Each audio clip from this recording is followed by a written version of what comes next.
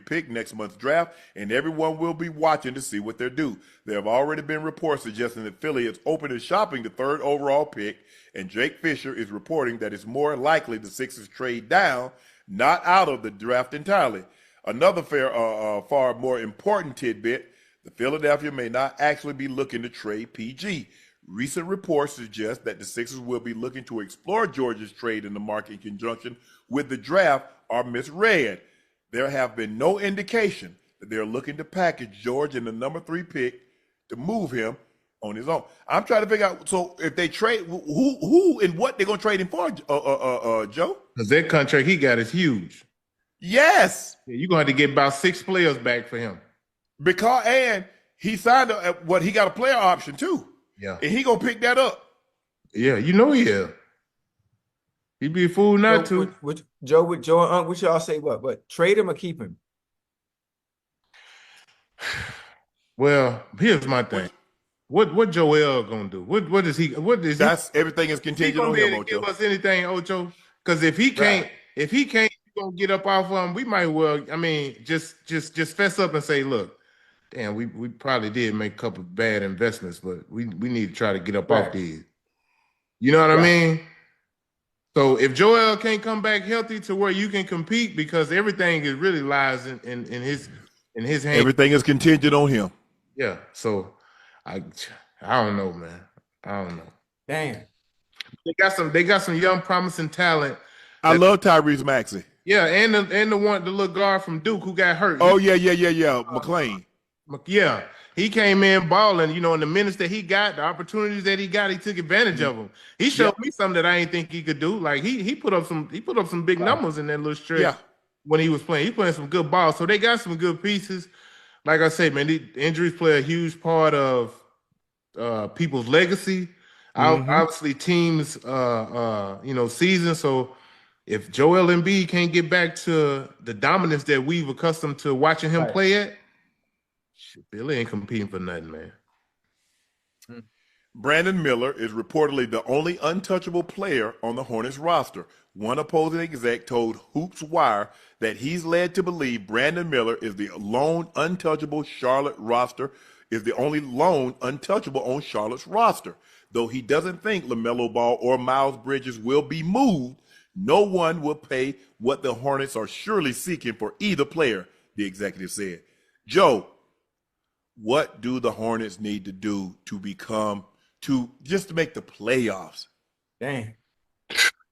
Man, they need some of that talent they got over there to develop, like Brandon Miller. They need him to develop into a young. Melo got to stay healthy. Yeah, you need Melo to stay healthy. It's so many components that need to be in place for them to be a playoff team. I think they got some talent, Uncle Ocho. Yeah. But it just seems like ain't nothing been going Charlotte way over these past few years, man. You know what I mean? So they may be a team who need to make a few splashes, Uncle Ocho, this summer. I don't know what it is, but they need some help. And they need to get Melo up out of there, boy. Melo belong on one of them big market teams, boy. I'm talking, he box office. He's exciting to watch. He's one of them players like, man, you put the ball in his hand, man. Ain't no telling what the hell finna happen, boy. But here's the thing, though, Ocho. Yeah, there's a lot of players, but is he gonna stay healthy? That's his problem. Is he box office? Yes. Can he put the ball in the basket? Yes. Can he stay healthy? No. Yeah. Damn. Availability. Yeah. That's the best ability. Yep. Ain't nobody ever questions when Joel Embiid plays and he's good to go. He's unstoppable. He's the closest thing to Shaq that we've got in the NBA when it comes to unstoppability. Absolutely. But I just don't know, Ocho. He might play 65, 70 games. He might play 25 games. And I can't bank on that. Yeah. That's the problem that you have with these guys. Some like LaMelo and Joel Embiid, the only thing is how healthy are they going to be? How many games are they going to play this year? Damn. Yeah, Philly spent some money on Embiid and Paul George. Yeah. That's crazy. Well, look, they already done did. Charlotte got theirs. They drafted Kobe, traded him. Drafted Shea, traded him. Hey, look. What they did is that they took Vlade Divac for Kobe. Yeah. So the Lakers got the draft rights to Kobe for Vlade. And then Shea was traded to the Clippers for the swap pick. Yeah. But if that's the case, you should have just take Miles Bridges, and then if that's what you wanted. I never understood that. What's that? We gonna select this, like Vince Carter and Antoine Jameson was traded for each other. Bro, they were 4 and 5. Just take the guy. Or Orlando and Golden State when Penny Hardaway and Chris Webber came out.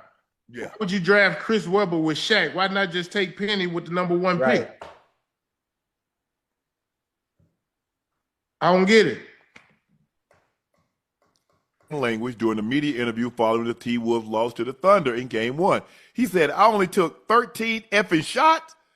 That's so they find him for that? Hey. Yes. But Ocho, we talked about that last night. I said, Ocho, and only had 13 shots. And he didn't even realize it because look at his response. Yes.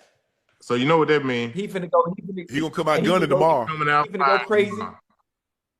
Yeah, hey, but look, Ocho, and just sometimes he may be a little too raw for TV. You know, it's like he be sitting there talking to his homeboys. You know what I mean? Yeah, he in the barbershop. He for real though, Joe. For real. You don't know he be right there on ESPN. They got him tapped in. Hey, look, he be lost and gone. He be. Hey Joe. Hey Joe. That's what happened to Ocho and I.